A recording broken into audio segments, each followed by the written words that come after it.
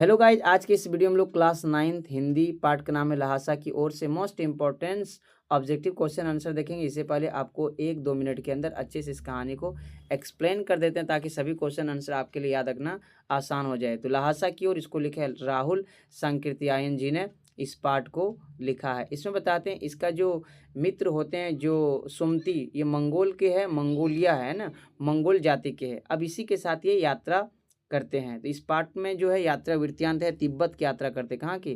तिब्बत। तो लहासा की और लहासा वहीं पर है। बताते हैं कि लाइक यहाँ से जब लोग जाते थे उस समय नेपाल के रास्ते से होते हुए जाया करते थे हिंदुस्तान से तिब्बत, और वहाँ पर जो भी बिजनेस हुआ क्या करते थे उस समय जो तिब्बत के जो सरकार थे उतना एक्टिव नहीं था, या फिर सिपाहियों पर पुलिसों पर उतना खर्च नहीं करते थे, जिस कारण से लूटपाट बहुत होता था, लोगों को लूटा जाता था। डांडे एक जगह था, जब तिब्बत जाएंगे इस जगह डांडे। डांडे जो जगह थे चोरों के लिए बहुत अच्छे जगह थे डांडे, और अच्छे लोगों के लिए बहुत खतरनाक जगह थे।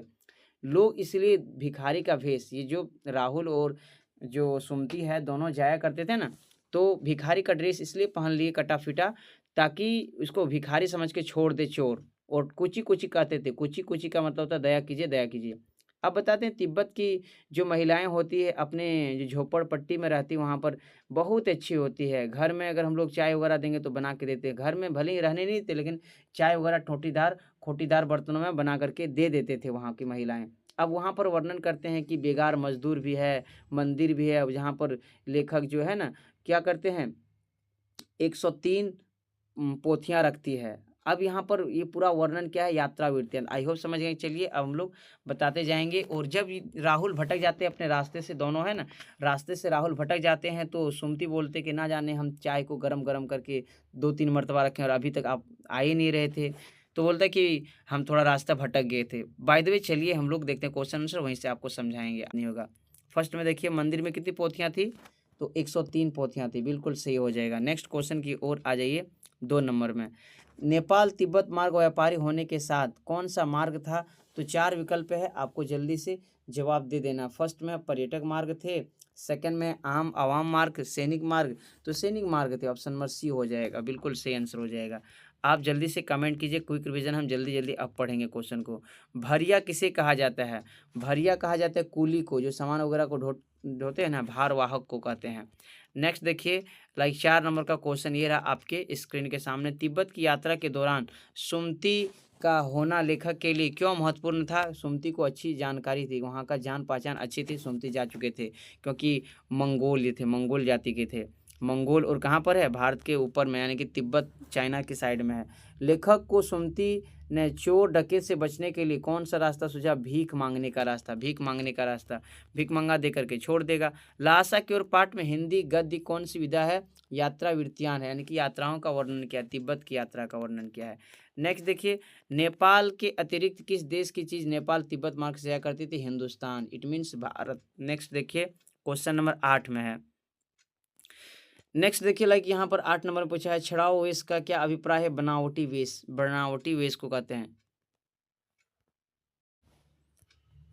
8 नंबर में देखिए, छड़ी वेश को क्या कहा जाता है? ये वेश मतलब जो कपड़े होते हैं, तो इसको बोलते हैं बनावटी वेश। बनावटी यानी कि बनावटी वेश लोग पहन के गए थे चोरों से बचने के लिए।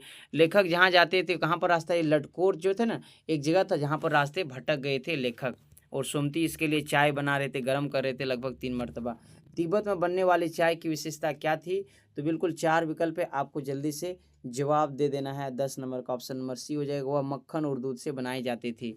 नेक्स्ट देखिए 11 नंबर में, लेखक समंदर तल से कितने फीट ऊंचे में चल गए थे?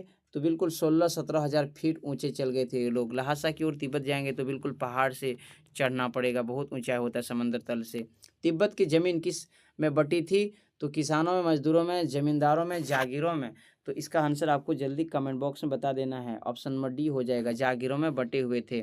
नेक्स्ट देखिए, कुची कुची का अर्थ क्या होता है? दया कीजिए दया कीजिए, ऑप्शन नंबर बिल्कुल जितने बच्चों ने बताएं सी बिल्कुल से हो जाएगा, दया कीजिए दया कीजिए। 14 नंबर में देखिए, तिब्बत लोग टोटीदार बर्तन को क्या कहते थे? खोटी कहते थे। क्या कहते थे? खोटी, ऑप्शन नंबर ए हो जाएगा, ऑप्शन नंबर ए। नेक्स्ट देखिए, लाइक आंसर भी मेंशन कर दिए हैं ताकि आपको पीडीएफ पढ़ने में कोई दिक्कत नहीं होगा, और डाउनलोड करना चाहते हैं तो कमेंट कीजिए। नेक्स्ट 15 नंबर में, तिब्बत का हर जागीरदार किसने खेती करा था, किससे मतलब बेगार मजदूर थे। बेगार इस एक प्रकार का होता है जो मजदूरी बिना मजदूरी का जो भी काम कराना चाहता है करा लेता है, जबरन काम कराने वाले मजदूरों को कहा जाता है। 16 नंबर दुर्ग के एक भाग में किसने अपना बसेरा बना लिया था, किसानों ने बसा लिया था, किसान फार्मर ने। 17 नंबर में देखिए लेखक अपनी यात्रा के दौरान कहाँ ठहरे हुए थे, तो गरीब झोपड़ी में, एक गरीब झोपड़ी में ठहरे हुए थे दोनों। नेक्स्ट, लेखक ने सुमति को किस जाति से संबंधित बताया, मंगोल जाति, मंगोल जाति। नेक्स्ट देखिए 19 नंबर में लेखक ने लहासा का जाने का निर्णय क्यों किया था। 4 विकल्प है आपके सामने, आपको जवाब दे देना है 19 नंबर का। तो इसका राइट आंसर होगा ऑप्शन नंबर ए, अपनी घुमक्कड़ी प्रवृत्ति के कारण। घुमक्कड़ का मतलब होता है खाना बदोश, जो एक जगह से अलग अलग जगह पर भ्रमण करते रहते हैं। 20 नंबर डाकुओं के लिए तिब्बत सबसे अच्छी जगह, तो डाकुओं के लिए डांडे और अच्छे लोगों के लिए सबसे खतरनाक जगह भी डांडे है, याद रखिएगा। इस नंबर देखिए लहासा की ओर पार्ट में तिडरी का विशाल मैदान किससे घिरा हुआ, तो याद रखिए पहाड़ों से घिरा हुआ था। ऑप्शन नंबर बी बिल्कुल सही हो जाएगा। आगे बढ़ते 22 नंबर में यह लेखक कौन सी यात्रा थी, तो याद रखिए पहली यात्रा थी और इसलिए इसके साथ गई थी सोमती। नेक्स्ट देखिए 23 नंबर तिब्बत में भिक्षु को क्या कहते थे, नमसे कहते थे, क्या कहते थे, नमसे।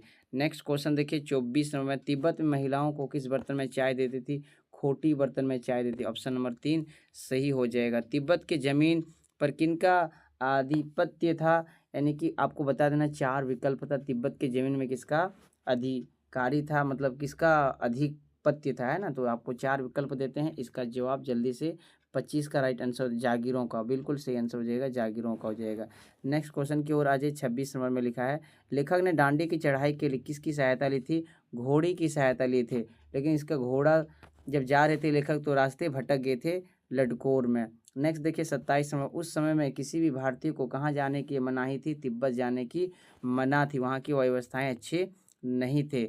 लहासा की ओर नामक पाठ के लेखक का नाम क्या है, राहुल संकृत्यायन है। ऑप्शन नंबर बी सही हो जाएगा। 29 में देखिए एक क्विक रिवीजन का वीडियो, इसलिए हम क्वेश्चन आंसर जल्दी पढ़ देते हैं। इस पाठ में कहाँ की यात्रा का वर्णन किया गया है, तिब्बत की यात्रा का वर्णन किया गया, किस रास्ते होते हुए, नेपाल रास्ते होते हुए।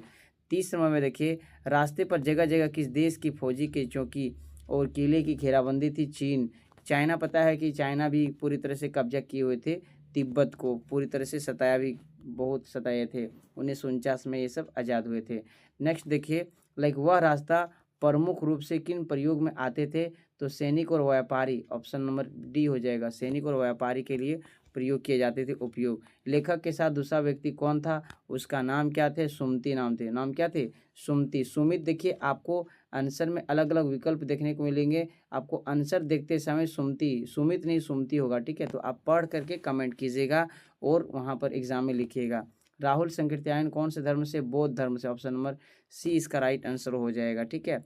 सुमति किस जाति के थे, इसका आंसर आपको नीचे कमेंट बॉक्स बताना है। और बिल्कुल जो राहुल थे उसका नाम क्या था, इसका भी आंसर आपको नीचे कमेंट बॉक्स में बताना है, ठीक है।